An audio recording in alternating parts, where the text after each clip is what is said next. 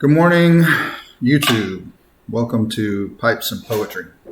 I recorded this one yesterday, but almost everything that could go wrong went wrong. My dog started barking in the middle.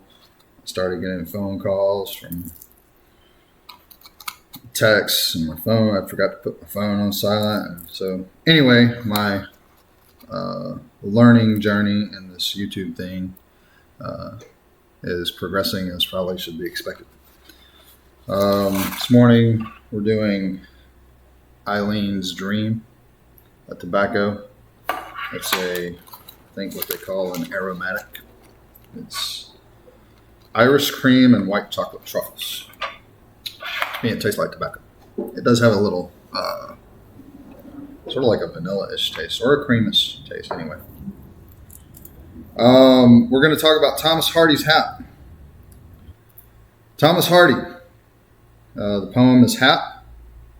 The poem was written right at the turn of the century, the turn of the, 19th century turning into the 20th century. I think 1898 is when it was written. Thomas Hardy was born in 1840, lived quite a long life to 1928.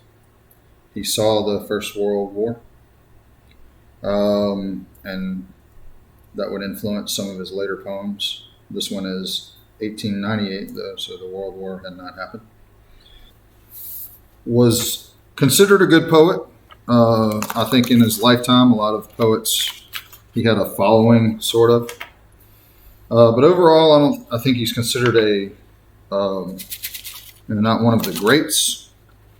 Maybe. W.H. Auden said, my first master was Thomas Hardy. And so he had much respect for him. But he even said that he was not great like Yeats, but what that did for Auden was give him hope that, you didn't have to be as good as Yeats to be a poet and still be a good poet. I don't really know. I'm not into evaluating what poet's better than what other poet, but that's just stuff that I've read.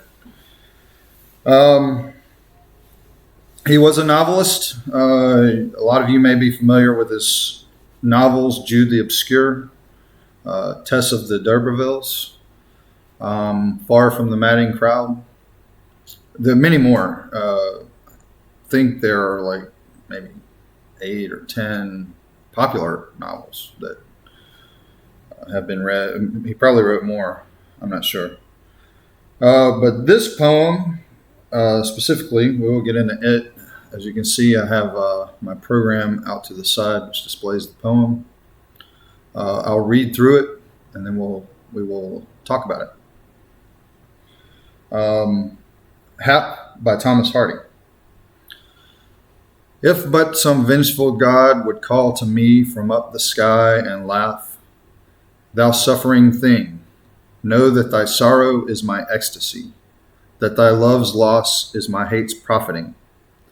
Then would I bear it, clench myself and die, steeled by the sense of ire unmerited, half eased in that a powerfuler than I had willed and meted me the tears I shed.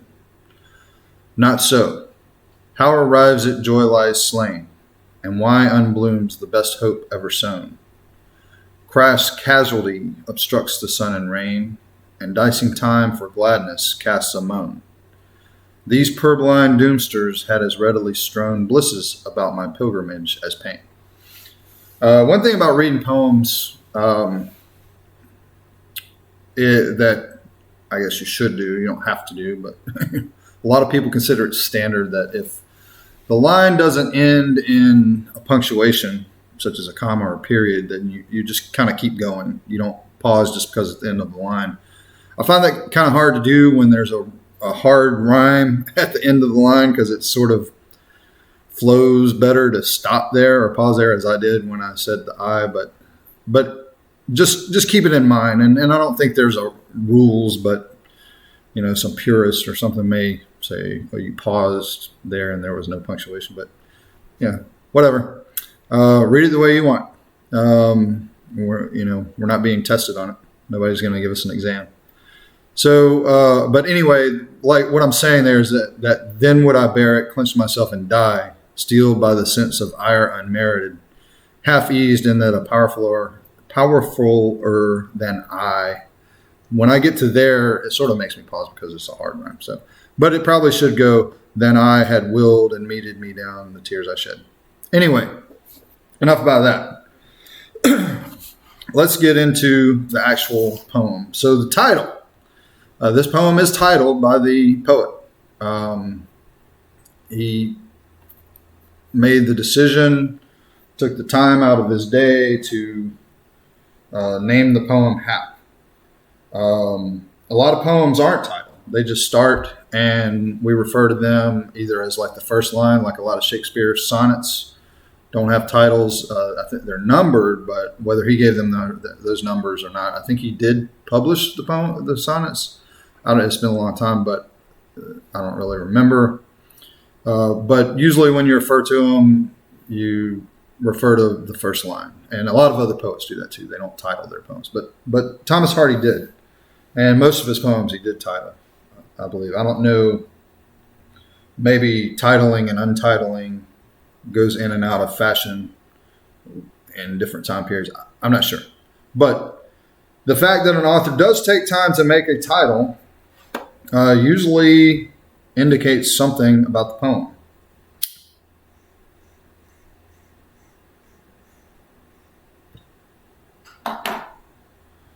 And this title is Hap. So what is Hap, or who is Hap?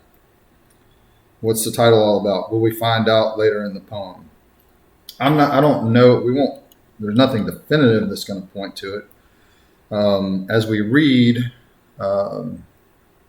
there's some argument that could be made that it could be short for happenstance. It could be the speaker of the poem, someone named Hap. I've never heard the name, but this was 1898, I think. So it could have been short for something. I don't know what. But it is named Hap.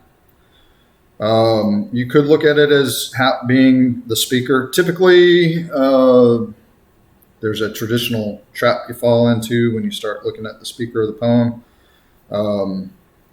Sometimes you may want to conflate it with the poet, which there's nothing wrong with that, although some people may disagree.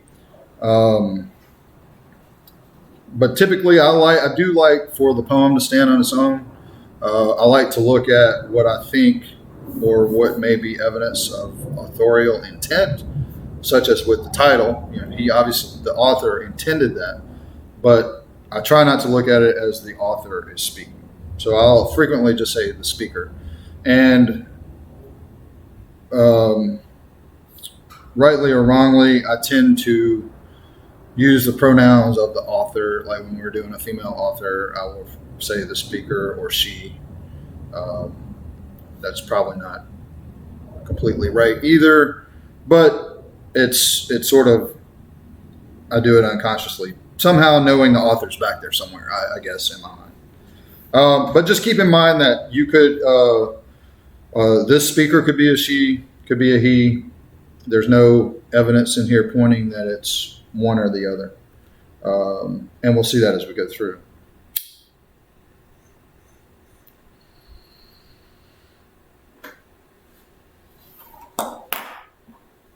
So we read through the poem and we talked about the title.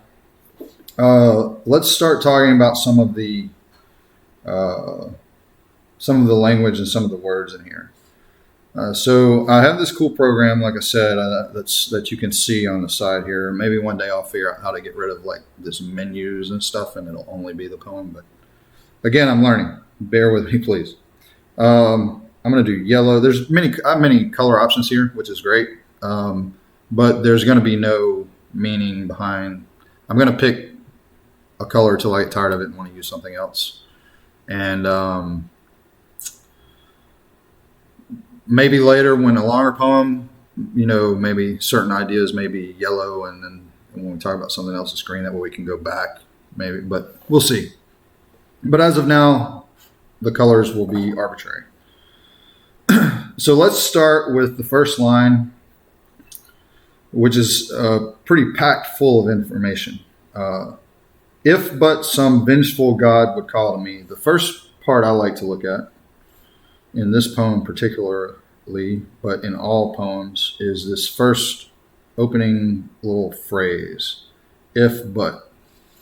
So to me, it seems like he goes out of his way, or the speaker says these words, and you can imply some sort of distress there. He said, if but some vengeful God would call to me. Obviously, he's talking about in some other situation, this would happen to him. Or if it would to happen to him, then these other things would follow. And to me, it implies a bit of despair. Not just like, if some vengeful God would call to me. It's like, if only, as if I desire this outcome. The next one we get to is, and it's the very next word, is some, not the. As in the vengeful God, or the God maybe of the Old Testament, who's sometimes referred to as a jealous God, or I think it says that in there somewhere. I'm a jealous God. But he says some vengeful God, which could also be looked at as the God of the Old Testament, the Abrahamic God. So that says something. Either he wishes there were some vengeful God. It doesn't necessarily mean he doesn't believe in the God, but he just says if some vengeful God would call to him from up the sky, again pointing to where all the gods reside, whether it be, we tend to, in Christianity or many other religions, think of their God as being up in the air. We look toward heaven, the heavens. Even the Greeks, Mount Olympus was way, really high where the gods resided.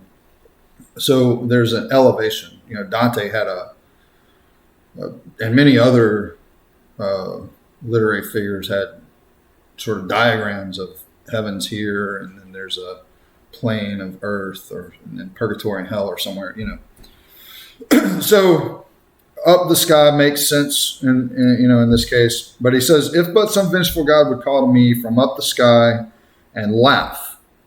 Okay, so he's wishing or desires this state where this God is laughing at him. Why would you do that?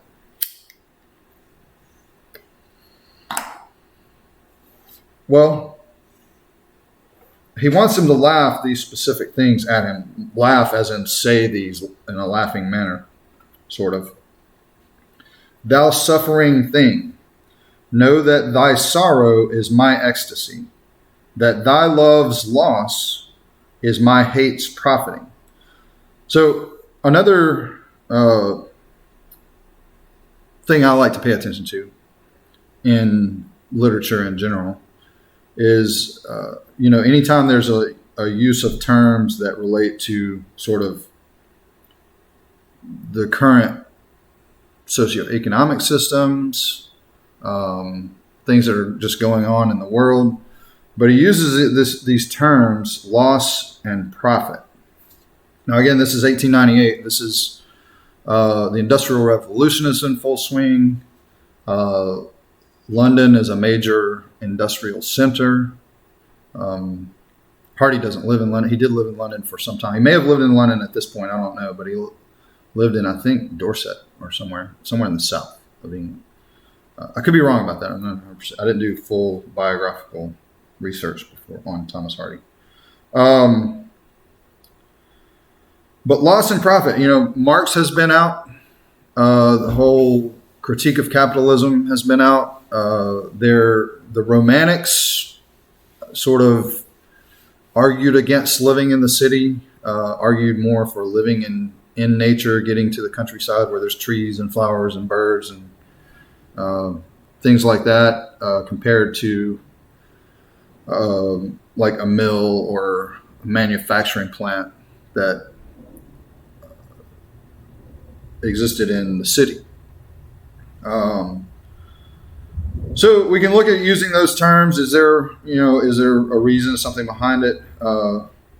It makes sense in the context of the poem because this God is laughing at him, at the speaker, saying, your sorrow is my ecstasy, and your loss of love profits my hate. This vengeful God hates him for some reason. Or at least the despair this speaker is in profits the hate of this God. And he's laughing at him. So the God is taking joy in the speaker's suffering.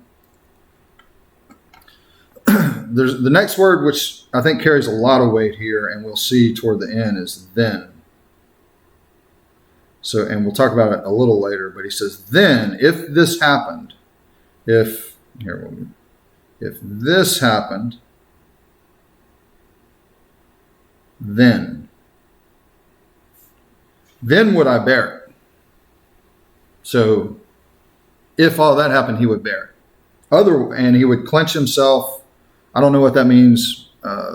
Maybe some act that's sort of archaic now, but clench himself, hold himself, and die. Steeled by the sense of ire unmerited. Again, this may be reaching, but this steeled is sort of let's call it a sorry, my handwriting is terrible in general, but especially on this thing. A manufacturing term, to steel something, to strengthen it, sort of like temper, I think. Steeled by the sense of ire unmerited. And this being sort of like the key is that he would be emboldened or able to bear what's going on in his situation, even though the ire of this God, this vengeful God, is unmerited. He didn't do anything, at least he doesn't think, that merits this hatred from this God.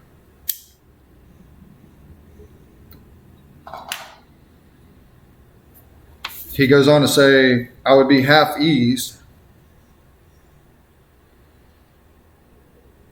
in that a powerfuler than I had willed and meted me the tears I shed. Now, pay attention, he capitalizes this powerfuler as a being. So this, in something that's more powerful than him, some being, a God of some sort, than him, had willed and meted me the tears I shed. So the God willed it that he shed these tears, or is the source of his despair. Now, that's not the case. He's saying if all of this would happen, then he would be at ease. There would be a reason for his suffering. So apparently our speaker doesn't think, one, that he's done anything to offend a God, if there was one. But also that there's none there. There's none there to look down on him. And if there is one, the God doesn't care. And he would be happier if the God actually did care and was actually making his life miserable. Because then he would have something to point out and be like, well, that's the reason. Then I would lay down and die. So then we get to, but not so. So he says all of this, as we've said. None of this has happened. This is just what would make his life easier. So if it's not so, then his question is, how arrives it joy lies slain? So if it's not a God looking down on him, then what's the cause? What's his? Now, we don't know anything about this speaker and what his situation is. Has he lost a family member? Has his business crumbled? Has his crops failed. It doesn't seem like he's an agricultural type here, because he seems to reflect on and that ties back into the whole manufacturing, and maybe he's in the city and financial area where profit and loss matter, such as where business is conducted, not just out plowing fields or herding sheep or something, as in like what the Romantic poets would look at as living in bliss and a noble life of sheep herding or even planting or something. So how arrives at joy lies slain, and why unblooms the best hope ever sown? Now, in contrast with our manufacturing, we do get agricultural terms here. We get unblooming and sown. As most of you, I'm sure, have known, sowing is planting, and there's sort of a clue here with the unblooms. Let's do blue. So it had bloomed. So maybe he was happy at one time, maybe in a state of bliss or happiness or something. But now it's unblooming, this best hope. Now, what's the best hope ever sown? Well, for each of us individually, it would have to be our individual life. That's our hope. We're born and we hope to, grow, prosper, have a happy life.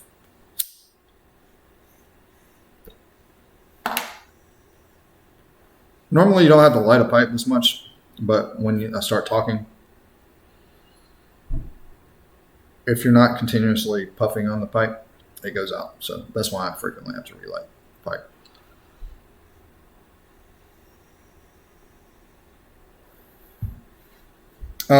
So his hope had bloomed, or his there was some blooming in his life. Now it's unbloomed. But what's this best hope ever sown? Am I still in blue? Okay, so the best hope. We could also think of the best hope. Obviously, like I said, to us, to everyone, their life is the most important thing to them. That's if it goes away, you're gone. If you lose that, that's it. But the best hope in this ever, meaning it could be across time periods. Maybe there's a hint of Adam here, who from a religious perspective, started it all. Started the life, the first person on God's created earth, per the Old Testament. And we know what happened with Adam. He had a blooming life living in the Garden of Eden, and it was unbloomed. So I think he's sort of looking back, saying that would be okay if he were in Adam's position. That's kind of what he says in the beginning. Because in Adam's case, a vengeful God did come down, said, "You disobeyed me, get out of the garden. I'm going to put 2 cherubim here and a flaming sword to make sure you can't come back in, and go out east of Eden and do your thing." So regardless, that's just speculation. I don't know if that's the case, but it sort of makes sense here. But the best hope ever sown is unbloomed. So he could be comparing himself to Adam, but there's also some other biblical sort of analogies in here. Next, we get to 2 more capitalized terms. Crass casualty obstructs the sun and rain, and dicing time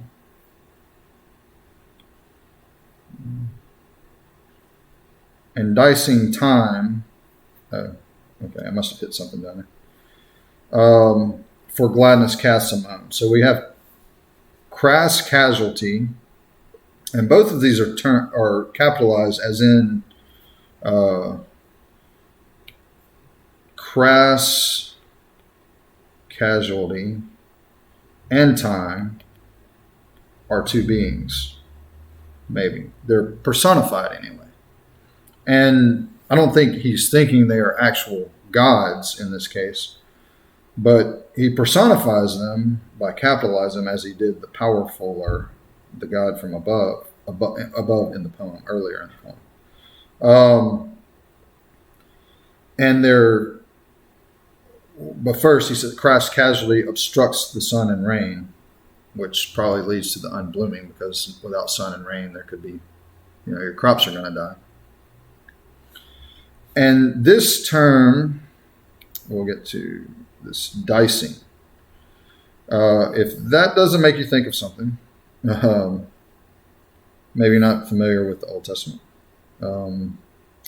which I don't expect everyone to be. I am familiar with the Old Testament. I'm not a religious person, but I have studied the Old and New Testament mainly because of their effects on literature and poems. I read a lot of Faulkner in my earlier days, and then later turned to reading a lot of James Joyce, and not just those two, but in reading T.S. Eliot, Thomas Hardy, other poets and literary figures. Will see it helps to know a little bit about the Bible and the stories that are contained in there. Don't have to be religious at all. I'm not, case in point, but to know a little bit about the main stories, who is Noah, who's Adam and Eve, and Solomon and Samson, and the big key players in the Bible. But there's one key one that stands out here because of this dicing. Now, in the Old Testament, there's the book of Job, and in there, God, the God of the Old Testament, the actual God of the Old Testament, and Satan. Now, the Satan of Job is sometimes, I've heard from biblical scholars, is not the same Satan that comes from the beginning, the serpent, not the same one as from Genesis, the Garden of Eden. It's not that one, and it's also not sort of like the Satan that's in Revelation. It's more, in fact, I'm not really sure how it's not or what it is. But anyway, God and this other being decide to test Job. They make a bet on whether, because Job is a prosperous man, his life is blooming, apparently like this speaker's was. He had many herds of cattle or sheep, or and much land. I think he had many sons and daughters. So by the standards of the time, he was a very successful person, lived a happy life. And Satan says to God, of course he's happy. He's faithful and pious. He's got everything he wants. What if he didn't have all of that? Would he still be, a faithful servant to God? So they make a wager. They wager on this man's life, and they take away everything he has. His herds die off. His plants die. I don't know. It's been a long time. I don't remember the whole story. But all of his stuff dies off. His children die. And he's left alone. And so this sort of points back to there, because in this case, it's not God, and say it's merely crass casualty. Meaning, I get sort of like chance, just pure happenstance. And again, this points to possibly why it's titled the way it is. Mere happenstance. Oops. How do I do that? Okay. And time, meaning if he had been born in a different time, or if he had, the time period is specific, that he happened to be in the wrong place at the wrong time. And their dicing game casted, meaning when they were rolling out what his fate would be, it casts a moon. So that's why he's in the situation he's in, or at least he believes. There is no reason. There's no, nothing he can point to. Maybe he thinks in his mind he did everything right. And maybe he's a smart guy and took all the precautions you would need to take in whatever, in business endeavors or things that he tried to do to make his life better, and they all failed. And so it turns out even though he did all of that, he got cast when they rolled his dice to see what his fate would be. It was a moon. So misery or despair. These purblind doomsters had as readily strewn blisses about my pilgrimage as pain. Now, purblind, I looked this up. It can mean dim-witted or not sharp, not intellectually sharp. But I think maybe they're just blind to his situation, and it doesn't matter to them. It doesn't matter to Casualty and Time what his situation is, what they did, how it affects him, whether it be, Casualty, maybe there was some weather event that destroyed his family home or whatever, and it's just pure chance that his world is ruined. So purblind, I think here just means not that they're time and chance. What it does mean, I think it means they have no feeling or no skin in the game, really, of whether this man has a good life or bad. It doesn't affect them. It doesn't make them happy like it would this vengeful God, which would make him happier because he could point to it. They're neither happy nor sad or angry or anything based on the outcome of his life, because they're just crass fate, casualty, and chance and time. So these purblind doomsters, as they become for him, they could have easily, if the dice had turned up different, given him bliss. And his pilgrimage or journey through life could have been blissful. But not so, as he says. It's not. And he's living in pain. And we don't know what kind of pain, but he's living in pain. So that's sort of the gist of the poem as it's looked at. I sort of have an alternative outlook. Not really alternative, but just another way of looking at it. Let's look at it as, let's go back to this word then. So he says, then would he bear it, clench himself, and die, meaning that that's what he would do. But he hasn't. He doesn't say he does that. He never really says what he does. But let's take a look at maybe he carries on. There's no indication in here that he doesn't. Obviously he's complaining. He's registering his complaints about his situation. The fact that there's not a God out here making him this way or putting him in this situation. Just time and casualty. So what does he do? We don't know, but there's a chance that he goes on and tries again,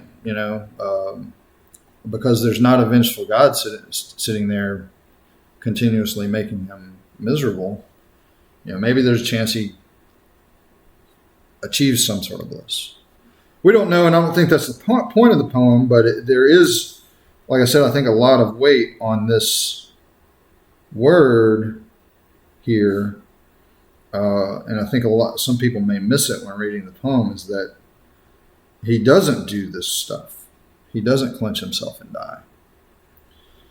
And maybe because it shows that he has free will, and not God-given free will, just an arbitrary. He's a human on earth with no God looking down on him. He's there's a certain freedom in that. He's not under the thumb of a tyrant king or God. We don't know his political situation here as far as whether he has a lord or a king or something like that, also making his life miserable. So maybe he takes some measure of freedom in this. Maybe it makes him, dare I say, happy. Maybe. I mean, not. He's definitely not. As the poem ends, he's not joyful in any way. But maybe he takes some comfort in knowing that he's free, that he has freedom, in a sort of philosophical sense of freedom. We don't know, but that's one way of looking at it as far as outcome. There's no evidence here; nothing shows that. But the only evidence is that he doesn't do. How did I get there? He doesn't do this. What he does do, we don't know, and we'll never know because the poem it's done. I think that's about it. If you have any comments or anything, any alternative ways of looking at the poem, any words that stand out to you, that jump out, that maybe have some impact on the poem or something I didn't quite talk about, let me know. Leave a comment. I'd love to hear from people. I know this is early, so not a lot of people are seeing the videos yet, but as the videos go on and hopefully more people start watching, there will be some comments, maybe discussion. But that's it for HAP.